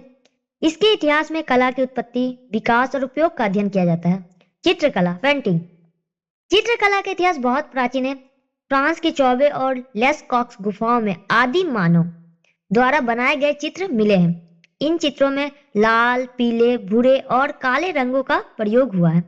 जानवरों जैसे घोड़ा, भैंस, हिरण आदि के चित्र बनाए गए हैं। पुनर्जागरण काल। इस काल में चित्रकला का अत्यधिक विकास हुआ है। प्रमुख कलाकार और कृतियां। लियोनार्डो दा विंची, इनकी सबसे फेमस चित्रकारी है Mona Lisa, The Last Supper. Michelangelo का है The Creation of Adam. Botticelli का है द बर्थ ऑफ वीनस। भारत में अब चित्रकला। भारत में भीमबेटका और बाघ की गुफाओं में प्राचीन चित्र मिले हैं। मुगल काल में चित्रकला को संरक्षण मिला है। अकबर, जहांगीर और शाहजहां के समय चित्रकला विकसित हुई है। प्रमुख मुगल चित्रकार मीर सैयद अली, अब्दुल समद, बशावत आदि थे। मुगल काल को चित्रकला का स्वर्ण युग भी कहा जाता है। आधुनिक भारतीय चित्रकला। कलकत्ता आर्ट ऑफ स्कूल और जुबली आर्ट स्कूल की स्थापना हुई। अवनींद्रनाथ टैगोर, नंदलाल बोस प्रसिद्ध कलाकार थे। अवनींद्रनाथ टैगोर ने भारत माता चित्र बनाया है। फोटोग्राफी। प्रकाश की सहायता से चित्र खींचना फोटोग्राफी कहलाता है। भारत में फोटोग्राफी की शुरुआत 1840 ईस्वी के आसपास हुई है। बॉर्न और सेफर्ड प्रारंभिक फोटोग्राफर थे। 1854 ईस्वी में Calcutta school of industrial arts में फोटोग्राफी शुरू हुई। 1856 ईस्वी में फोटोग्राफी सोसाइटी ऑफ बंगाल की स्थापना हुई। आधुनिक भारत में फोटोग्राफी का महत्व। इतिहास, स्मारकों और लोगों का रिकॉर्ड रखने में सहायता करती है फोटोग्राफी। अंग्रेजों ने प्रशासनिक कार्यों में इसका प्रयोग किया था। फोटोग्राफी को कला का दर्जा मिला है। आज के इस वीडियो में हमने जाना कि किस तरीके से मानव जब बोलना नहीं जानता था, जब भाषा नहीं थे, उनके पास कोई शब्द नहीं थे, तो उन्होंने लकीरों के माध्यम से गुफाओं, दीवारों में अपने चित्र उकेर कर लोगों को भावनाओं को एक दूसरे के सामने प्रकट किया है। उन्होंने अपने भावनाओं को व्यक्त करने के लिए रंगों का भी उपयोग किया। इस तरीके से उन्होंने दृश्य के माध्यम से अपनी भावनाओं को दूसरे लोगों के सामने प्रकट करना शुरू किया। इस इतिहास के बारे में हमने आज डिटेल में पढ़ लिया है। आगे ही ऐसे वीडियो के साथ बने रहने के लिए हमारे चैनल को लाइक, शेयर और सब्सक्राइब करें। नमस्कार दोस्तों, आज के इस वीडियो में हम लोग क्लास 10 हिस्ट्री का एक बहुत ही महत्वपूर्ण टॉपिक पढ़ने जा रहे हैं, स्थापत्य कला का इतिहास। स्थापत्य कला की जो शुरुआत है नवपाषाण काल में हुई थी, जब मनुष्य ने जंगल में घूम घूम के रहने के वजह एक स्थान पर रहने का निश्चय किया। एक स्थान पर रहने के लिए उसने सबसे पहले घर बनाए लकड़ी, पत्ते और घास के, जिन्हें झोपड़ियां कहते हैं। फिर धीरे धीरे उनमें विकास हुआ, फिर वो मिट्टी के घर बनाने लगे जिसे कच्चे मकान। उसके बाद वो ईंट पत्थर से मकान बनाने लगे जिन्हें पक्के मकान कहते हैं। तो इस अध्ययन में हम समझेंगे कि मनुष्य ने कैसे भवन, मंदिर, किले, मस्जिद, स्मारक सिर्फ रहने या देखने की चीजें नहीं होते, बल्कि वे हमें अपने समय के समाज, शासन और संस्कृति की पूरी कहानी बताते हैं। तो चलिए शुरू करते हैं स्थापत्य कला का इतिहास। स्थापत्य कला का अर्थ भवन, मंदिर, मस्जिद, किले, स्तंभ, स्मारक आदि के निर्माण की कला को स्थापत्य कला कहा जाता है। यह केवल इमारत बनाने की तकनीक नहीं है, बल्कि उस समय के समाज, शासन, धर्म और संस्कृति को भी दर्शाती है। किसी भी काल की स्थापत्य शैली देखकर यह समझा जा सकता है कि उस समय की सोच और तकनीक कैसी थी। भारत में स्थापत्य कला का विकास। भारत में स्थापत्य कला का विकास बहुत प्राचीन काल से शुरू हुआ है। हड़प्पा सभ्यता में पक्के मकान, सुनियोजित सड़कें, विशाल स्नानागार और अन्नागार मिलते हैं, जो उस समय की उन्नत स्थापत्य कला को दर्शाते हैं। मौर्य काल में अशोक स्तंभ और स्तूपों का निर्माण हुआ, जो पत्थर के प्रयोग के श्रेष्ठ उदाहरण है। मध्यकाल में भारत में इंडो पर्शियन स्थापत्य शैली का विकास हुआ। इस शैली में भारतीय और फारसी स्थापत्य तत्वों का मिश्रण देखने को मिलता है। इस काल में मस्जिदें, मकबरे और किले बड़ी संख्या में बनाए गए। औपनिवेशिक काल और विक्टोरियन स्थापत्य। औपनिवेशिक काल में अंग्रेजों ने भारत में अपनी स्थापत्य शैली को लागू किया। इस शैली को विक्टोरियन स्थापत्य कहा जाता है। इसमें यूरोप की स्थापत्य विशेषताएं जैसे बड़े गुंबद, ऊंचे स्तंभ और भव्य संरचना को भारतीय वातावरण के अनुसार ढाला गया। इस काल की इमारतें अंग्रेजी सत्ता, शक्ति और गौरव का प्रतीक मानी जाती है। Victoria memorial. दिए गए चित्र में कोलकाता का विक्टोरिया मेमोरियल दिखाई देता है। यह औपनिवेशिक कालीन विक्टोरियन स्थापत्य का एक उत्कृष्ट उदाहरण है। इसका निर्माण 1906 से 1921 के बीच किया गया था। यह इमारत सफेद संगमरमर से बनी हुई और महारानी विक्टोरिया की स्मृति में बनाई गई है। यह जो विक्टोरिया मेमोरियल है, महारानी विक्टोरिया की याद में बनाई गई है। विक्टोरिया मेमोरियल की संरचना में विशाल गुंबद, सुंदर स्तंभ और संतुलित डिजाइन दिखाई देता है, जो यूरोपियन स्थापत्य शैली की विशेषता है। आज यह एक संग्रहालय के रूप में कार्य करता है। स्थापत्य कला के अध्ययन में अंग्रेजों का योगदान। भारत में स्थापत्य कला के संरक्षण और अध्ययन का कार्य अंग्रेजों द्वारा किया गया था। एशियाटिक सोसाइटी ऑफ बंगाल और भारतीय पुरातत्व सर्वेक्षण ने स्थापत्य और ऐतिहासिक स्मारकों के अध्ययन में महत्वपूर्ण भूमिका निभाई। इतिहासकार जेम्स फर्ग्यूसन ने अपनी पुस्तक history of Indian and eastern architecture में भारतीय स्थापत्य का विश्लेषण किया। तप्ती गुहा ठाकुरता ने the making of a new Indian art में औपनिवेशिक कालीन स्थापत्य का अध्ययन प्रस्तुत किया। इस प्रकार दोस्तों, हमने आज स्थापत्य कला के इतिहास का संपूर्ण अध्ययन कंप्लीट किया है। हमारे साथ आगे बने रहने के लिए हमारे वीडियो को लाइक, शेयर और सब्सक्राइब करें। थैंक यू बच्चों। दोस्तों, क्या इतिहास सिर्फ राजाओं, युद्धों और बड़े साम्राज्य की कहानी होता है? क्या आपके गांव, शहर या जिले का कोई इतिहास नहीं होता? आज हम ऐसे इतिहास के बारे में पढ़ने वाले हैं जो आम लोगों की जिंदगी से जुड़ा हुआ है। स्वागत है दोस्तों आपका हमारे चैनल WB क्लासेस 02 हीरो में। यह क्लास कक्षा 10 के विद्यार्थियों के लिए महत्वपूर्ण है। आज के इस वीडियो में हम लोग पढ़ेंगे स्थानीय इतिहास। स्थानीय इतिहास विशेष क्षेत्र में निवास करने वाले समुदाय का अध्ययन करता है। इसमें उस क्षेत्र के सांस्कृतिक एवं सामाजिक दृष्टिकोण का अध्ययन किया जाता है। तो चलिए डिटेल से पढ़ते हैं स्थानीय इतिहास। स्थानीय इतिहास क्या होता है? जब किसी विशेष क्षेत्र जैसे गांव, कस्बा, शहर या जिला या सीमित भूभाग में रहने वाले लोगों के अतीत का अध्ययन किया जाता है तो उसे स्थानीय इतिहास कहा जाता है। इसमें लोगों के सामाजिक, सांस्कृतिक और आर्थिक जीवन का अध्ययन किया जाता है। स्थानीय इतिहास बड़े साम्राज्य या राष्ट्रों की बजाय सामान्य लोगों के जीवन पर ध्यान देता है। स्थानीय इतिहास के अध्ययन की विशेषताएं। स्थानीय इतिहास में उस क्षेत्र की परंपराएं, भाषा, कला, आजीविका और धार्मिक विश्वासों का अध्ययन किया जाता है।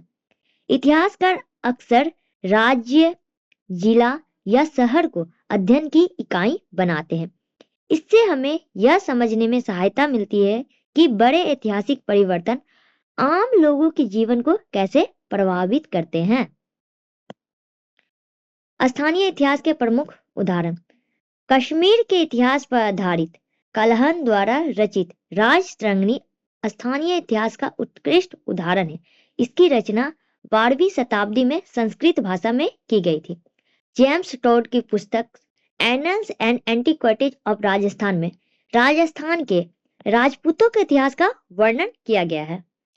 आधुनिक काल में भी कई इतिहासकारों ने स्थानीय इतिहास पर कार्य किया है, जैसे सतीश चंद्र मित्र ने जसोर और खुलना का इतिहास का वर्णन किया है। कुमुदनाथ मलिक ने नदिया की कहानी का वर्णन किया है। निखिल कांत राय ने मुर्शिदाबाद की कहानी का वर्णन किया है। आंचल भट्टाचार्य ने हावड़ा जिला के इतिहास का वर्णन किया है। इस प्रकार दोस्तों, आज के इस वीडियो में हमने जाना स्थानीय इतिहास। आगे हमारे साथ बने रहने के लिए हमारे चैनल को लाइक, शेयर और सब्सक्राइब करें। थैंक यू दोस्तों। नमस्कार दोस्तों, आज के इस वीडियो में हम क्लास 10 हिस्ट्री का एक बहुत ही महत्वपूर्ण विषय पढ़ने जा रहे हैं, नगरीय इतिहास, अर्बन हिस्ट्री। इस अध्ययन में हम समझेंगे कि इतिहास की वह शाखा कौन सी है जिसमें नगरों के निर्माण, विकास, जनसंख्या, नगर योजना और नगरीय जीवन का अध्ययन किया जाता है। हम यह भी जानेंगे कि लगभग 7000 से 6000 ईसा पूर्व से नगरों का विकास कैसे शुरू हुआ। मेसोपोटामिया के उर और मारी तथा भारत के हड़प्पा और मोहनजोदड़ो जैसे नगर क्यों महत्वपूर्ण है। साथ ही हम यह समझेंगे कि औद्योगिक क्रांति के बाद नगरों का विकास तेज कैसे हुआ और नगरीकरण ने समाज व अर्थव्यवस्था को कैसे प्रभावित किया। यह टॉपिक बोर्ड परीक्षा के लिए बहुत जरूरी है, इसलिए वीडियो को ध्यान से देखिए।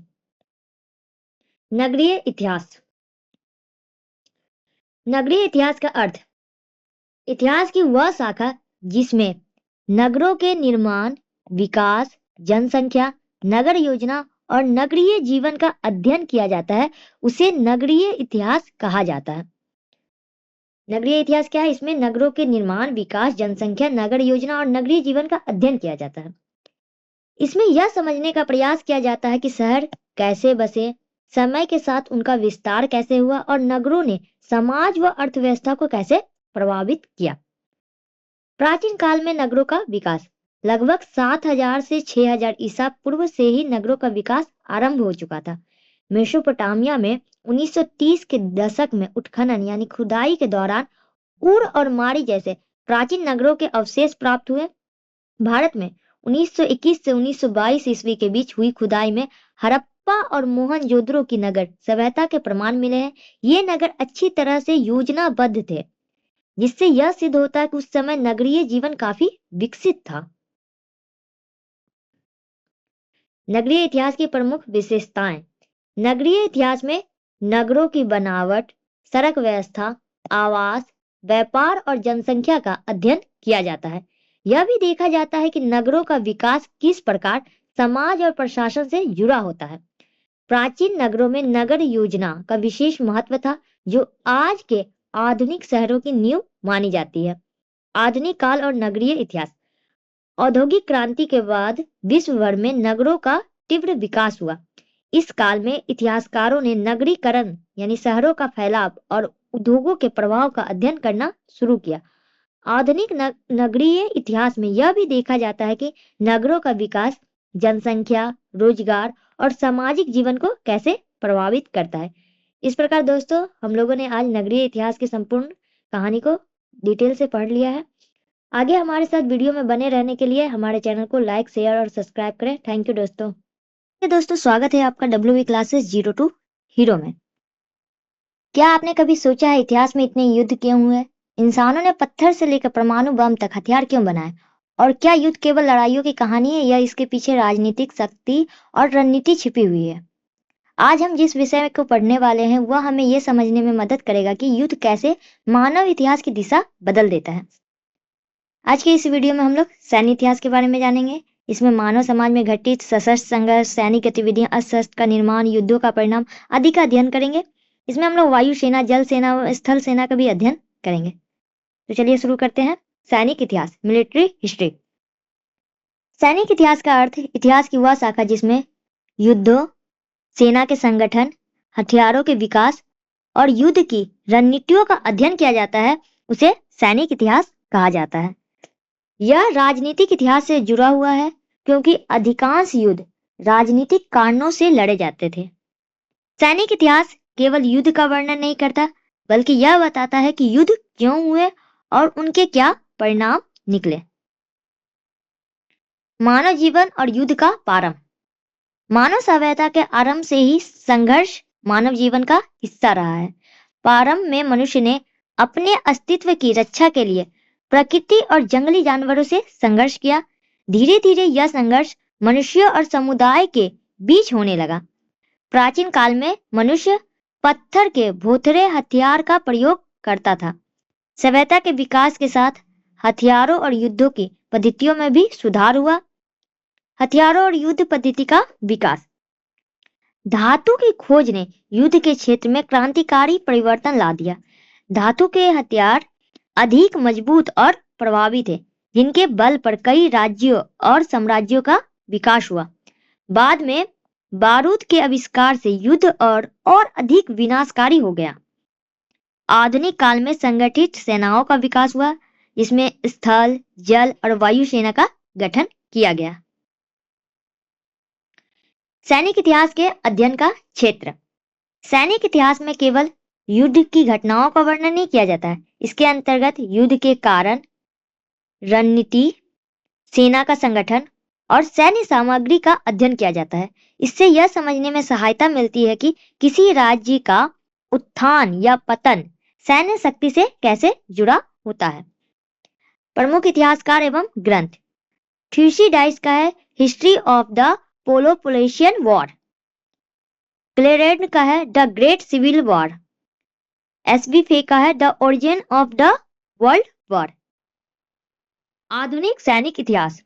आधुनिक सैनिक इतिहास में परमाणु बम, न्यूक्लियर हथियार, मिसाइल और रासायनिक हथियार के प्रभाव का अध्ययन किया जाता है। हिरोशिमा और नागासाकी पर परमाणु बम का प्रयोग मानव इतिहास की सबसे भयावह घटनाओं में से एक माना जाता है। इससे यह स्पष्ट होता है कि आधुनिक युद्ध मानवता के लिए गंभीर खतरा है। इस प्रकार दोस्तों हम लोगों ने आज सैन्य इतिहास कंप्लीट अध्ययन किया है। आगे भी हमारे साथ बने रहने के लिए हमारे वीडियो को लाइक, शेयर और सब्सक्राइब कीजिए। थैंक यू दोस्तों। आज हम ग्लोबल वार्मिंग और जलवायु परिवर्तन की बात तो करते हैं, पर क्या हम इसके पीछे का इतिहास जानते हैं? 15 जून 1974 को जब पहली बार विश्व पर्यावरण दिवस मनाया गया तो उसके पीछे सालों का संघर्ष और कई महान लेखकों की चेतावनी थी। अगर आप भी जानना चाहते हैं कि पर्यावरण का इतिहास हमारी आने वाली पीढ़ी का भविष्य कैसे तय करेगा तो यह वीडियो आपके लिए है। नमस्कार दोस्तों, स्वागत है आपका WB क्लासेस 02 हीरो में। यह वीडियो पर्यावरण के इतिहास से रिलेटेड है। आज हम लोग पढ़ने जा रहे हैं कक्षा 10 का जो सब्जेक्ट है हिस्ट्री, उसका पहला चैप्टर का पर्यावरण का इतिहास। तो सबसे पहले जानते हैं पर्यावरण का इतिहास क्या है। तो पर्यावरण का इतिहास जो है वो प्रकृति और मानव क्रियाकलापों का अध्ययन कराता है। पर्यावरण के इतिहास के 3 अवयव हैं। पहला है प्रकृति, दूसरा है मनुष्य द्वारा प्रकृति का उपयोग, तीसरा है प्रकृति के प्रति मनुष्य के क्या विचार थे। इसके बारे में अब हम लोग डिटेल से पढ़ते हैं। पर्यावरण का इतिहास। पर्यावरण का इतिहास उस ऐतिहासिक अध्ययन को कहते हैं जिसमें यह देखा जाता है कि मानव समाज और प्रकृति से जैसे वन, नदियां, जीव जंतु, भूमि आदि ये सब प्रकृति के से जुड़े हुए हैं के बीच संबंध कैसे बने, कैसे बदले और उनका क्या परिणाम हुआ। इसमें यह समझने का प्रयास किया जाता है कि मानव गतिविधियों ने पर्यावरण को कैसे प्रभावित किया और पर्यावरण ने मानव जीवन को कैसे दिशा दी। पर्यावरण इतिहास के अध्ययन की शुरुआत 1960 ईस्वी से और 1970 ईस्वी के दशकों में पर्यावरण इतिहास की चर्चा विशेष रूप से अमेरिका में शुरू हुई। इसका मुख्य कारण ग्लोबल वार्मिंग और जलवायु परिवर्तन जैसे गंभीर समस्याओं का सामना आना था। 1960 से 1970 ईस्वी के दशक में जो पर्यावरण इतिहास की चर्चा तीव्र हुई, इसका प्रमुख कारण क्या था? ग्लोबल वार्मिंग, पृथ्वी का जो तापमान में वृद्धि और जलवायु परिवर्तन जैसे समस्याओं के कारण जो है पर्यावरण इतिहास पर चर्चा जो है विशेष रूप से अमेरिका में तेज हो गई। इन समस्याओं ने मानव को पर्यावरण के महत्व पर सोचने और उनके संरक्षण के लिए बाध्य किया। भारत में पर्यावरण संरक्षण से जुड़े आंदोलन। भारत में पर्यावरण के प्रति जागरूकता बढ़ाने में कुछ जन आंदोलनों की महत्वपूर्ण भूमिका रही है। सबसे पहला है चिपको आंदोलन। ये 1973 ईस्वी में उत्तराखंड से शुरू हुआ था। इनसे जुड़े प्रमुख व्यक्ति है सुंदरलाल बहुगुणा। चिपको आंदोलन में ग्रामीण विशेषकर महिलाओं ने पेड़ों को काटने से बचाने के लिए उन्हें गले लगाया। दूसरा है नर्मदा बचाओ आंदोलन। यह 1985 ईस्वी में मध्य प्रदेश, गुजरात और महाराष्ट्र विशेष करके नर्मदा घाटी क्षेत्र में शुरू हुआ था। इसका नेतृत्व मेधा पाटकर जी ने किया था। यह आंदोलन बड़े बांधों के कारण विस्थापन और पर्यावरणीय क्षति के विरोध में चला था। यह आंदोलन पर्यावरण संरक्षण के प्रति सामान्य जनता की जागरूकता को दर्शाता है। पर्यावरण इतिहास से जुड़े प्रमुख विचारक और लेखक। पर्यावरण के इतिहास को समझने में कई लेखकों और इतिहासकारों का योगदान रहा है। पहला है रेचल कार्सन। इनकी पुस्तक है साइलेंट स्प्रिंग में कीटनाशक के अंधाधुंध प्रयोग से होने वाले पर्यावरणीय नुकसान को बताया गया है। मेहरा रंगराजन, उनकी पुस्तक हंटिंग एंड शूटिंग और फेसिंग द फॉरेस्ट में वन और वन जीव से जुड़े मुद्दों की चर्चा की गई है। रामचंद्र गुहा, इनकी पुस्तक the unquiet would, the future इंटर्स, ecology and equality, पर्यावरण इतिहास पर आधारित है। शशि भूषण चौधरी एवं कुमार सुरेश सिंह का, इन्होंने छोटा नागपुर क्षेत्र के वन, आदिवासी समाज और उनके इतिहास पर अध्ययन किया है। पर्यावरण इतिहास का महत्व। पर्यावरण इतिहास के अध्ययन से वनों और वन्य प्राणियों के संरक्षण के प्रति जागरूकता बढ़ी है। सतत विकास। सतत विकास में विकास जो पर्यावरण को नुकसान ना पहुंचाए की अवधारणा को बल मिला है। विश्व पर्यावरण दिवस। पर्यावरण संरक्षण के महत्व को विश्व स्तर पर स्वीकार करते हुए 15 जून 1974 ईस्वी से प्रतिवर्ष विश्व पर्यावरण दिवस मनाया जाने लगा है।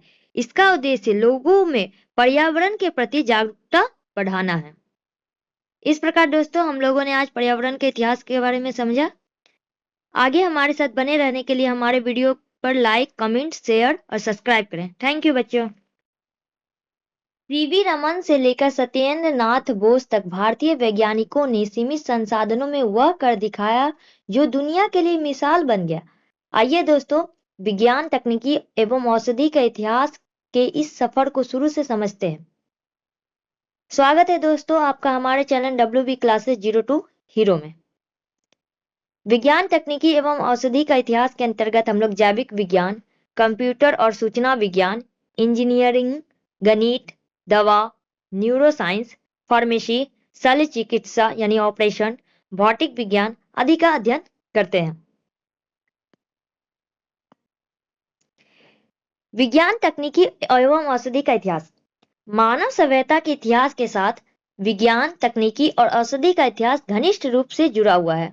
मानव ने अपने जीवन को अधिक सरल, सुरक्षित और सुखद बनाने के लिए विज्ञान और तकनीकी का विकास किया। इन्हीं के माध्यम से मनुष्य ने प्राकृतिक चुनौतियों को सामना किया और जीवन की गुणवत्ता को बेहतर बनाया। प्राचीन सभ्यता में विज्ञान और औषधि। विश्व की प्राचीन सभ्यताओं जैसे मिस्र, बेबीलोन, हड़प्पा और मेसोपोटामिया में विज्ञान, तकनीक और औषधि से संबंधित ज्ञान की स्पष्ट जानकारी मिलती है। इन सभ्यताओं में गणित, खगोल विज्ञान, धातु कार्य, शल्य चिकित्सा और औषधि का प्रारंभिक विकास हुआ।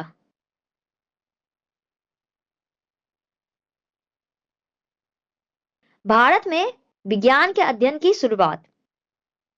आधुनिक भारत में विज्ञान के व्यवस्थित अध्ययन की दिशा में एक महत्वपूर्ण कदम 1876 ईस्वी में कोलकाता में Indian association for the cultivation of science की स्थापना की गई।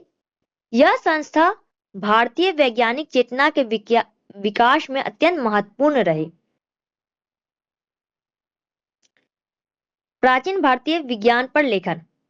PC रे, प्रफुल्ल चंद्र रे, उनकी पुस्तक हिस्ट्री ऑफ हिंदू केमिस्ट्री में प्राचीन भारत के रसायन विज्ञान का विस्तृत वर्णन मिलता है। विक्रम साराभाई और होमी जहांगीर भाभा, इन्होंने भारत में आधुनिक विज्ञान और तकनीक के विकास को नई दिशा दी।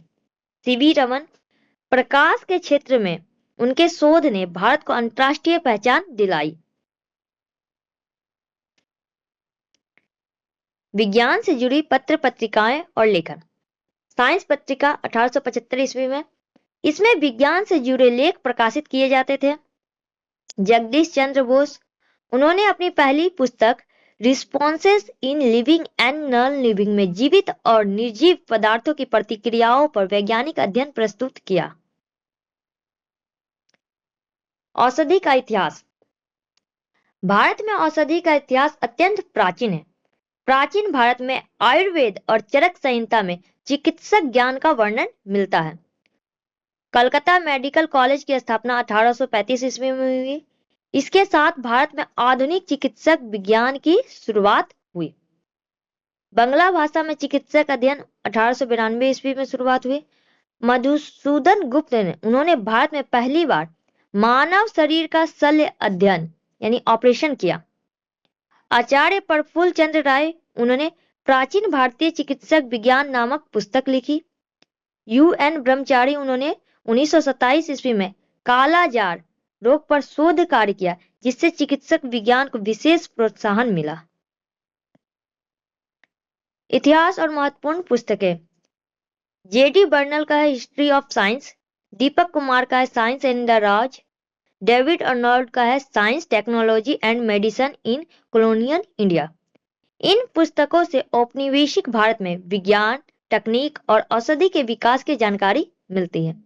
इस प्रकार दोस्तों हम लोगों ने आज विज्ञान, तकनीकी एवं औषधि का इतिहास का संपूर्ण स्टोरी को समझ लिया है। हमारे साथ आगे बने रहने के लिए हमारे चैनल को लाइक, कमेंट, शेयर और सब्सक्राइब करें। थैंक यू बच्चों। चलिए दोस्तों, आज के इस वीडियो में हम लोग नारीवादी इतिहास में नारी की क्या भूमिका थी, उनकी स्थिति और उनका इतिहास में क्या योगदान था, इस पर डिटेल में अध्ययन करेंगे।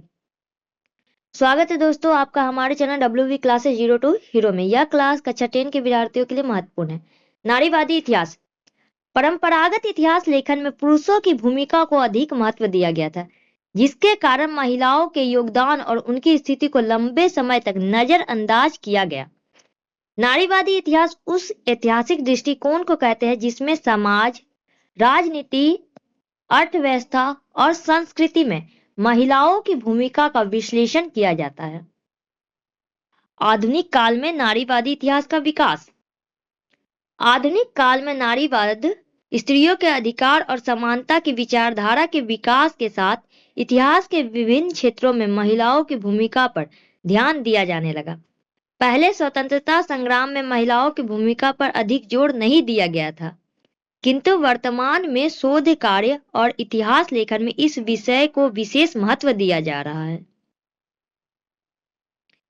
प्राचीन और मध्यकाल में महिलाओं की स्थिति। प्राचीन भारत में महिलाओं को समाज में सम्मानजनक स्थान प्राप्त था, लेकिन मध्य युग तक आते आते महिलाओं की स्थिति अत्यंत दयनीय हो गई। यह स्थिति केवल भारत तक सीमित नहीं थी, बल्कि विश्व के अधिकांश भागों में महिलाओं की दशा खराब थी। अरस्तु, प्लेटो, मिल्टन और रूसो जैसे विद्वानों ने भी महिलाओं को पुरुष के समान अधिकार देने का समर्थन नहीं किया। महिलाओं की स्वतंत्रता में बाधा और कुप्रथाएं। समाज में प्रचलित अनेक कुप्रथाओं ने महिलाओं के जीवन को अत्यंत कष्टपूर्ण बना दिया, जैसे सती प्रथा, पर्दा प्रथा, कन्यावध, बाल विवाह, बहु विवाह, विधवा विवाह निषेध। इन कुप्रथाओं के कारण स्त्रियां अपनी स्वतंत्रता से वंचित हो गई। मतलब इन कुप्रथाओं के कारण स्त्रियों को जो समाज में स्वतंत्रता मिलनी चाहिए वो नहीं मिली उन्हें। महिलाओं की सामाजिक और आर्थिक स्थिति। स्त्रियों को पैतृक संपत्ति में कोई अधिकार नहीं था। पैतृक संपत्ति मतलब उनके पिता की संपत्ति में उनका कोई भी अधिकार नहीं था। आर्थिक दृष्टि से वे पूरी तरह से पुरुषों पर निर्भर थे। आर्थिक दृष्टि मतलब जैसे कि पैसे हुए, इन सब के आधार पर वो पुरुषों पर ही निर्भर थे। शिक्षा के द्वार उनके लिए बंद थे। उनका कार्य क्षेत्र घर की 4 दीवारों तक ही सीमित था। स्त्रियां जो थी सिर्फ घर के 4 दीवारों के अंतर्गत ही जो भी कार्य कर सकती थी। 19वीं 20वीं शताब्दी में सुधार। 19वीं और 20वीं शताब्दी में मानवतावादियों, समाज सुधारकों और कुछ उदार ब्रिटिश प्रशासकों के प्रयास से महिलाओं की स्थिति सुधारने के लिए कई महत्वपूर्ण कानून बनाए गए, जैसे सती प्रथा निषेध, कन्यावध के विरुद्ध कानून, विधवा पुनर्विवाह कानून, बाल विवाह पर रोक। इन सुधारों ने महिलाओं के सामाजिक जीवन में परिवर्तन की शुरुआत की। इस प्रकार दोस्तों आज हम लोगों ने नारी इतिहास का अध्ययन किया कि किस तरीके से पहले समाज में नारियों की क्या स्थिति थी, उसके बाद किस तरीके से धीरे धीरे करके उनमें सुधार आए। आगे हमारे साथ बने रहने के लिए दोस्तों हमारे चैनल में लाइक, कमेंट, शेयर और सब्सक्राइब करें। थैंक यू दोस्तों। इतिहास केवल अतीत की कहानियों का संग्रह नहीं है, बल्कि साक्ष्यों की कसौटी पर कसी गई वह वास्तविकता है जो वर्तमान को दिशा देती है। बिना ठोस स्रोतों के इतिहास मात्र एक कल्पना है, लेकिन स्रोतों के साथ यह एक जीवंत सत्य बन जाता है। आज के इस वीडियो में हम लोग जानेंगे आधुनिक भारत के इतिहास लेखन में स्रोतों के उपयोग की पद्धति। स्वागत है दोस्तों आपका हमारे चैनल WP क्लासेस 02 हीरो में। यह क्लास कक्षा 10 के विद्यार्थियों के लिए महत्वपूर्ण है। सबसे पहले हम लोग जानेंगे इतिहास लेखन में स्रोत का महत्व। इतिहास लिखने के लिए स्रोत आवश्यक होते हैं। इन्हें साक्ष्य या तथ्य भी कहा जाता है। स्रोतों के बिना इतिहास जो है कल्पना मात्र रह जाता है। इतिहासकार स्रोतों का अध्ययन करके अतीत की घटनाओं को सही क्रम में प्रस्तुत करते हैं। स्रोत के प्रकार। स्रोत दो प्रकार के होते हैं, एक प्राथमिक स्रोत, दूसरा है द्वितीयक स्रोत। प्राथमिक स्रोत ये वे स्रोत है जो किसी घटना के समय या तुरंत बाद तैयार होते हैं, इसलिए सबसे विश्वसनीय माने जाते हैं। उदाहरण में सरकारी दस्तावेज, पत्र, डायरियां, रिपोर्ट, समाचार पत्र, चित्र, आत्मकथाएं। द्वितीयक स्रोत ये प्राथमिक स्रोत के आधार पर बाद में लिखे जाते हैं। उदाहरण स्वरूप है इतिहास की पुस्तकें, लेख, जीवनी, स्मृतियां। तो स्रोत हम लोगों ने कितने प्रकार के पढ़ा? दो प्रकार के, एक प्राथमिक एक द्वितीय। प्राथमिक स्रोत सबसे ज्यादा विश्वसनीय होते हैं। द्वितीयक स्रोत जो है प्राथमिक स्रोत के आधार पर लिखे जाते हैं। अब अभिलेखागार। ऐतिहासिक दस्तावेजों को सुरक्षित रखने के स्थान को हम लोग अभिलेखागार कहते हैं। जहां पर ऐतिहासिक दस्तावेज सुरक्षित रखे जाते हैं उस स्थान को अभिलेखागार कहा जाता है। राष्ट्रीय अभिलेखागार नई दिल्ली में है, राष्ट्रीय पुस्तकालय कोलकाता में है। इतिहास लेखन की वैज्ञानिक पद्धति। इतिहासकार घटनाओं का विश्लेषण वैज्ञानिक तरीके से करते हैं। मुख्य चरण इसके उसमें समय और स्थान निर्धारित करना, घटनाओं के बीच संबंध स्थापित करना, कार्य कारण संबंध यानी घटनाओं के कारण को समझाना। महत्वपूर्ण इतिहासकार GM ट्रेवेलियन, दिल्थे, RG कॉलिंगवुड। इन विद्वानों ने इतिहास को वैज्ञानिक ढंग से लिखने पर जोर दिया। सरकारी दस्तावेज और इतिहास लेखन। आधुनिक भारत के इतिहास को जानने के लिए सरकारी दस्तावेज सबसे प्रामाणिक और प्राथमिक स्रोत माने जाते हैं। ये दस्तावेज सरकारी अधिकारियों, पुलिस और विभिन्न संस्थानों द्वारा तैयार किए जाते हैं, इसलिए इनमें दी गई जानकारी को काफी विश्वसनीय माना जाता है।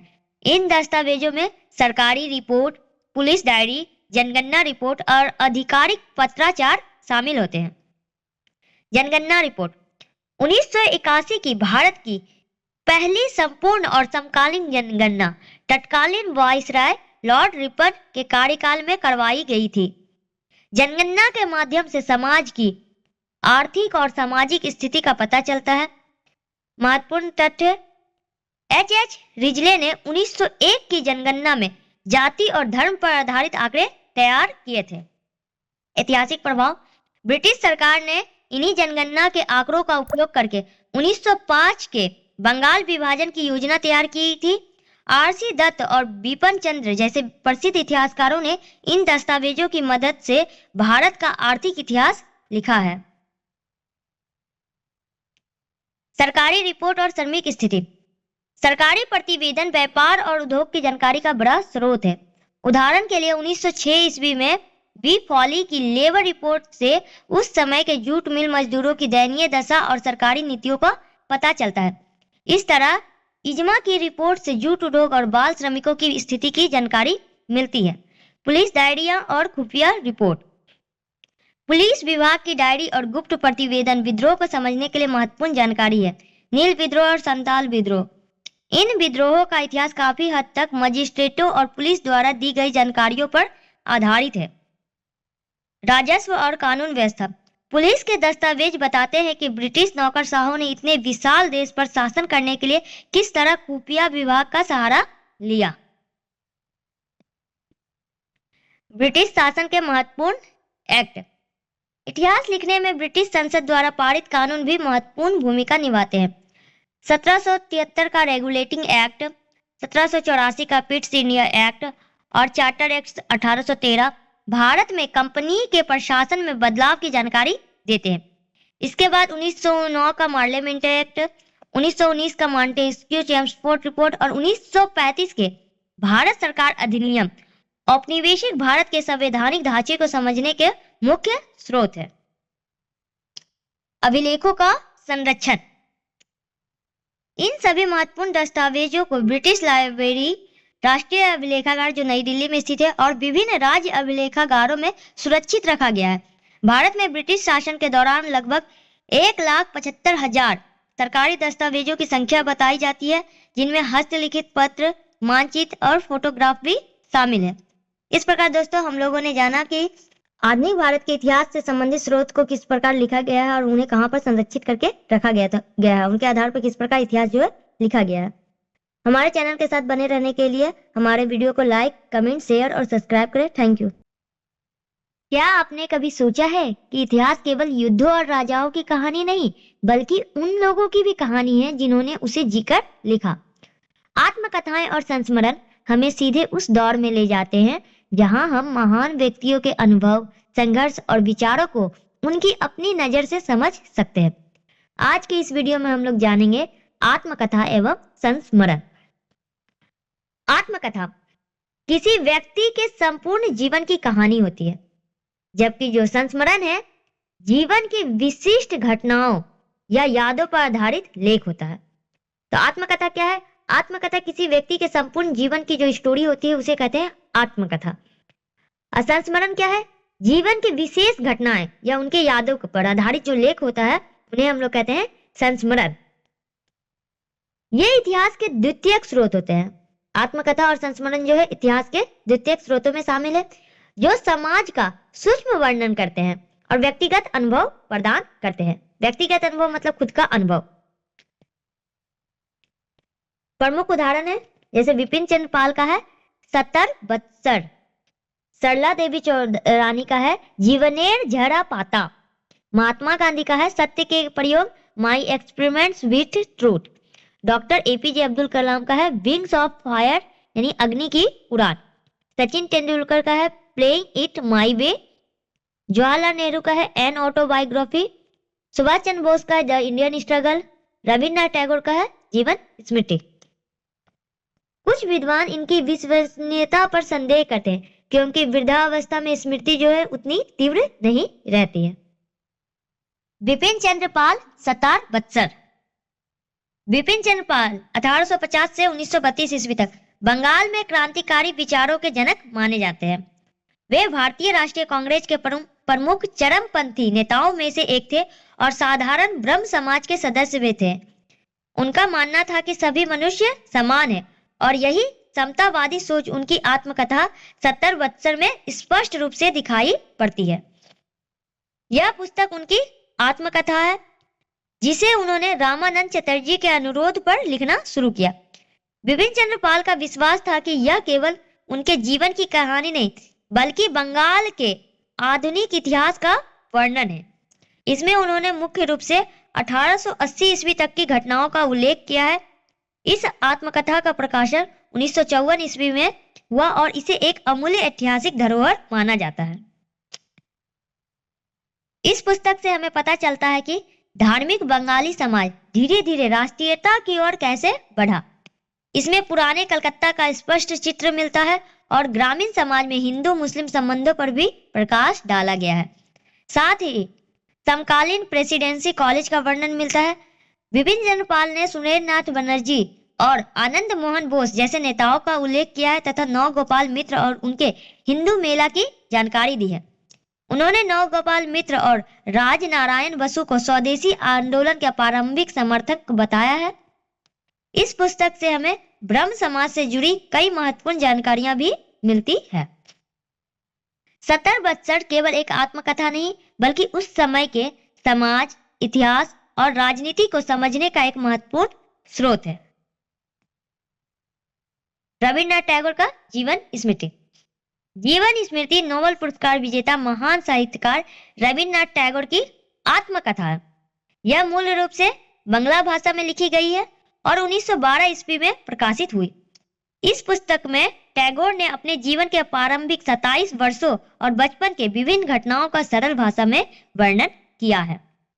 टैगोर का बचपन कठोर अनुशासन में बीता। वे घर पर ही शिक्षा प्राप्त करते थे और प्रकृति के बीच रहकर पढ़ाई करते थे। खिड़की पर बैठकर प्राकृतिक दृश्यों को देखते और उन पर कविताएं लिखते थे। इस पुस्तक में बच्चों के मनोविज्ञान का भी वर्णन मिलता है। उनका मानना था कि बचपन में बच्चों पर किसी प्रकार का दबाव नहीं डालना चाहिए। इस ग्रंथ में उनके बचपन की कविताएं और छोटी कहानियों का उल्लेख है। साथ ही उस समय के बंगाल के ग्रामीण वातावरण, पारिवारिक जीवन, सामाजिक आर्थिक स्थिति, सांस्कृतिक जीवन और शिक्षा व्यवस्था का सहज वर्णन किया गया है। सरला देवी चौधरानी 1872 से 1945 ईस्वी। सरला देवी चौधरानी स्वर्ण कुमारी देवी और जानकी नाथ घोषाल की पुत्री तथा रविन्द्रनाथ टैगोर की भतीजी थी। उन्हें आधुनिक बंगाल की प्रथम नारीवादी व्यक्तित्व के रूप में पहचाना जाता है। उन्होंने 1910 ईस्वी में महिलाओं की शिक्षा के विकास के लिए भारत स्त्री महामंडल की स्थापना की। राजनीतिक रूप से वे स्वदेशी आंदोलन और लक्ष्मी भंडार से गहराई से जुड़ी थी। युवाओं में शक्ति संचार के लिए उन्होंने 1902 ईस्वी में वीराष्टमी उत्सव प्रारंभ किया, जहां तलवार और लाठी चलाने की कला का प्रदर्शन होता था। उनका मानना था कि राष्ट्रीय आंदोलन की सफलता के लिए युवाओं का शारीरिक रूप से मजबूत होना अत्यंत आवश्यक है। उनकी आत्मकथा का नाम जीवनेर झाड़ापात है, जिसमें जीवनेर झाड़ापात का अर्थ होता है जीवन के झड़े हुए पत्ते, जो पहले देश पत्रिका में धारावाहिक रूप से प्रकाशित हुई थी। इस पुस्तक में उन्होंने ब्रिटिश भारत में होने वाले आर्थिक शोषण और मजदूरों पर होने वाले अत्याचारों का बेबाक होकर वर्णन किया है। इस प्रकार दोस्तों, आज हम लोगों ने आत्मकथा और संस्मरण के बारे में पढ़ा। हमारे साथ आगे बने रहने के लिए हमारे वीडियो पर लाइक, कमेंट, शेयर और सब्सक्राइब कीजिए। थैंक यू दोस्तों। क्या आप जानते हैं कि आधुनिक भारत के निर्माता जवाहरलाल नेहरू ने जेल की चार दीवारी से अपनी 10 साल की बेटी के लिए पूरी दुनिया का इतिहास लिख दिया था। ये केवल कागज के टुकड़े नहीं बल्कि एक पिता द्वारा अपनी पुत्री को दिया गया दुनिया को समझाने का चश्मा था। स्वागत है दोस्तों आपका हमारे चैनल WB क्लासेस 02 हीरो में। आज के इस वीडियो में हम लोग जानेंगे चिट्ठी पत्र के बारे में, जवाहरलाल नेहरू द्वारा उनकी पुत्री इंदिरा गांधी को लिखे गए पत्र के बारे में। इतिहास में चिट्ठी पत्रों का महत्व। इतिहास की दृष्टि से चिट्ठी पत्र सरकारी एवं व्यक्तिगत प्राथमिक स्रोत माने जाते हैं। मनुष्य प्राचीन काल से ही अपने विचारों, अनुभवों और भावनाओं के आदान प्रदान के लिए पत्रों का प्रयोग करता आया है। इसलिए पत्रों के माध्यम से हमें उस समय के समाज, राजनीति और सोच की स्पष्ट जानकारी मिलती है। इतिहासकार जूडी लिटवैक और डेविड स्मिथ ने बताया है कि द्वितीय विश्व युद्ध के समय केवल अमेरिका में ही लगभग 1,60,00,000 पत्र लिखे गए थे। इनमें से अधिकांश पत्र सैनिकों द्वारा अपने परिवारजनों को लिखे गए थे। इससे उस समय के सामाजिक जीवन का स्पष्ट चित्र मिलता है। भारत के इतिहास में पत्राचार का योगदान। आधुनिक भारत के इतिहास में पत्राचार का विशेष महत्व है। A.O. ह्यूम, जिन्हें भारतीय राष्ट्रीय कांग्रेस का संस्थापक माना जाता है, A.O. ह्यूम और तत्कालीन अंग्रेज गवर्नर जनरल के बीच पत्राचार से हमें ब्रिटिश शासन और भारतीय राजनीति की जानकारी मिलती है।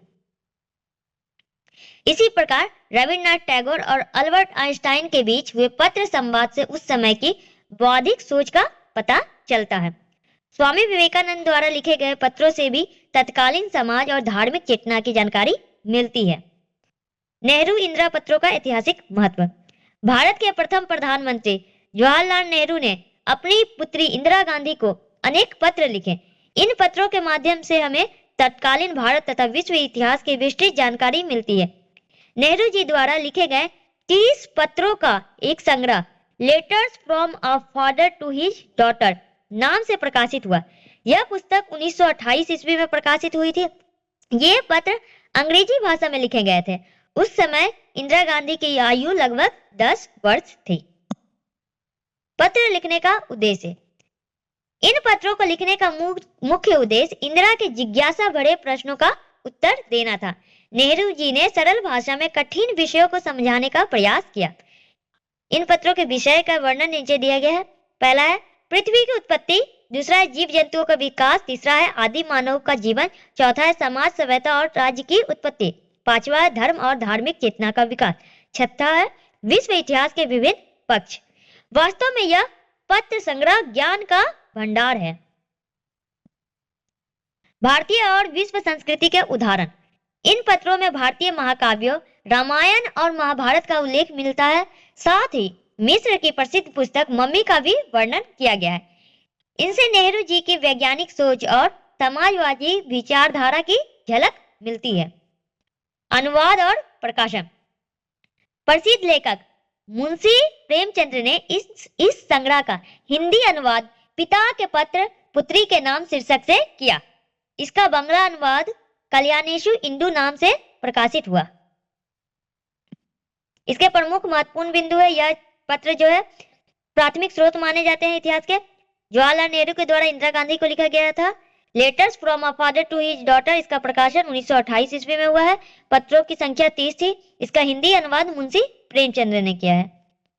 तो इस प्रकार दोस्तों हम लोगों ने आज पत्र के इतिहास के बारे में जाना, किस तरीके से जवाहरलाल नेहरू ने अपनी पुत्री इंदिरा गांधी को पूरे देश दुनिया के बारे में पत्रों के माध्यम से समझाया था, जो आज हमारे इतिहास के साक्ष्य के रूप में, साधन के रूप में प्रयोग किए जाते हैं।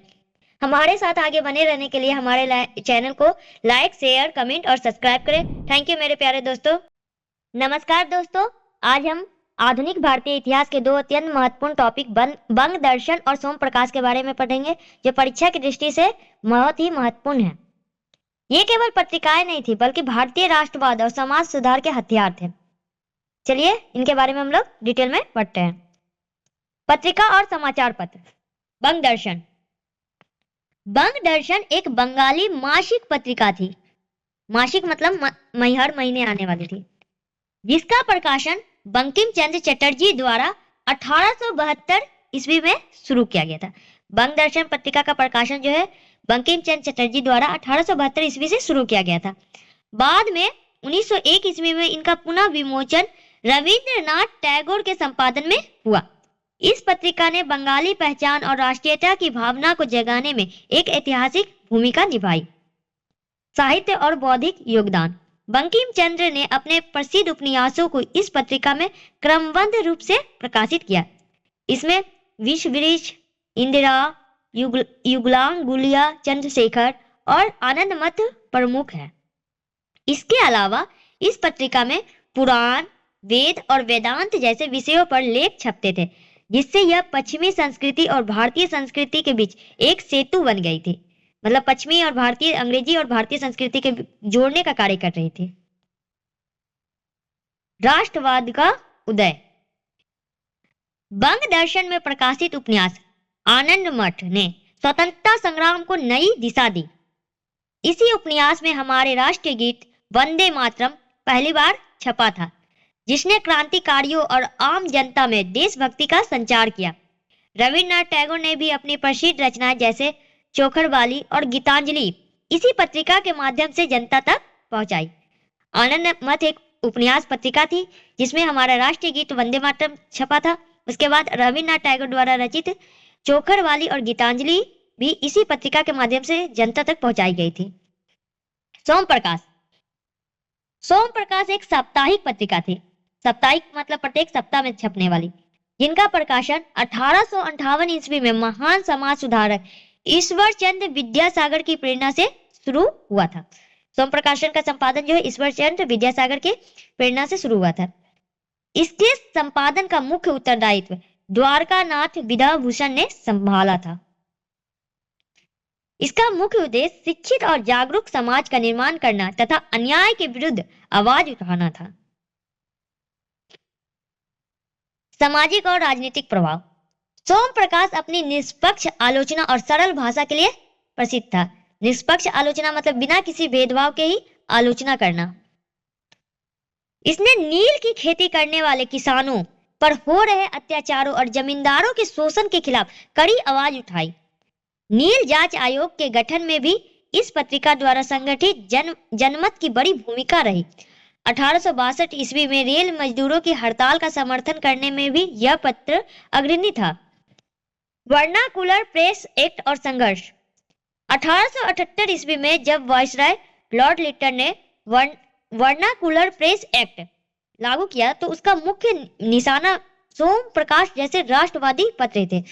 वर्नाकुलर प्रेस एक्ट को लॉर्ड लिटन ने लागू किया था, जिनका मुख्य मेन जो उद्देश्य था कि जो राष्ट्रवादी पत्रिकाएं हैं उन पर रोक लगाना, उनका विरोध करना। इस कानून के तहत सरकार विरोधी लेख लिखने पर पाबंदी लगाती थी, जो उनके खिलाफ लेख लिखते थे उन पर रोक लगा दिया जाता था। अपमानजनक शर्तों को मानने के बजाय द्वारकानाथ विद्याभूषण ने पत्र का प्रकाशन बंद करना बेहतर समझा। सोम प्रकाश पत्रिका का जो प्रकाशन है वो बंद कर दिया गया। हालांकि बाद में इसे पुनः शुरू किया गया, मतलब बाद में फिर से इसे शुरुआत की गई। इस प्रकार दोस्तों हम लोगों ने पहला चैप्टर का कंप्लीट स्टडी कर लिए हैं। हमारे साथ आगे बने रहने के लिए हमारे चैनल में लाइक, कमेंट, शेयर और सब्सक्राइब करें। थैंक यू मेरे प्यारे दोस्तों।